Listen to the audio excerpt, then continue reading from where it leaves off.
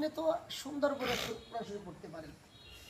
তখন সে বুদ্ধিমান ছিলেন, তখন বললেন যে এই কোরআন শরীফ শুনতে কে চেয়েছে? তখন আল্লাহ নবী সাল্লাল্লাহু আলাইহি সাল্লাম উবাই ইবনে কাব রাদিয়াল্লাহু তাআলা আনহু বললেন, তাআলা আনহুকে বললেন, আল্লাহ তাবারক ওয়া তাআলা তোমার কোরআন শরীফ শুনতে চেয়েছে। সুবহানাল্লাহ। যে যে কোরআন শরীফের আওয়াজ আল্লাহ নিজে কিন্তু জানেন যে এটা আমার বাণী, আল্লাহই বলেছেন, আল্লাহ এবার শুনতে চায়। যেমন নাকি দুনিয়ার বুকে আমাদের সবারই আব্বা আম্মা আছে। আব্বা আম্মা জানে যে আমার নাম আমার ছেলে ডাকবে আব্বা আম্মা, বারবার জানে, কিন্তু জানে আব্বা আব্বা বলে কত শান্তি পায়। আমার নাম আব্বা, মাও জানে আমার নাম মা, কিন্তু তারপরেও আব্বা বলে, একটু আব্বা আব্বা বলো, মা বলে মা বলো, মা বলো, মা বলো। ছেলে সন্তান যতবার মাকে মা মা বলে, যতবার আব্বাকে আব্বা বলে, তত মায়ের মনে আব্বার মনে শান্তি পায়, তাই না? নাই মনে একটা শান্তি আসে। আল্লাহ তাবারক ওয়া তাআলার কোরআন তেমন, যে আল্লাহ তাবারক ওয়া তাআলা কোরআন তো অবশ্যই আল্লাহর বাণী, কিন্তু আল্লাহর বান্দার মুখে যখন শুনে আল্লাহ তাবারক ওয়া তাআলার আল্লাহর কুদরতি কান দিয়ে শুনে, সুবহানাল্লাহ।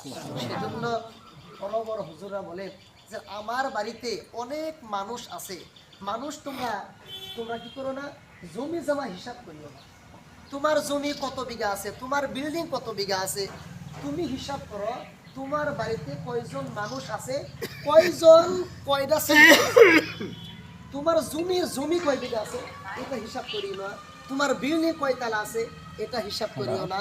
তোমার বাড়িতে যে কয়জন মানুষ আছে, কয়েকজন মানুষে কয়টা সিজদা দিছে আল্লাহকে। না না না, আমি এখানে আছে। আরেকটা বলছেন যে তোমার বাড়িতে যে কয়জন মানুষ আছে, ওই কয়জন মানুষে কয়জন মানুষে কোরআন শরীফ পড়া যাবে।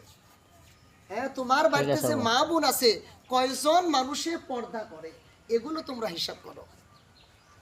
আর যখন নাকি আল্লাহর হাবিব সাল্লাল্লাহু আলাইহি সাল্লাম বলছেন, যখন নাকি কোনো বাড়িতে, কোনো জায়গায়, কোনো অঞ্চলের মধ্যে কোরআন শরীফ একটা আয়াত তেলাওয়াত করা হয়, আল্লাহর হাবিব সাল্লাল্লাহু আলাইহি সাল্লাম বলছেন ওই অঞ্চলের মধ্যে যদি কোনো কবর থাকে 40 দিনের জন্য আযাব আল্লাহ মাফ করিয়া দেন। সুবহানাল্লাহ। আমাদের অঞ্চলে মাদ্রাসা দরকার আছে না নাই?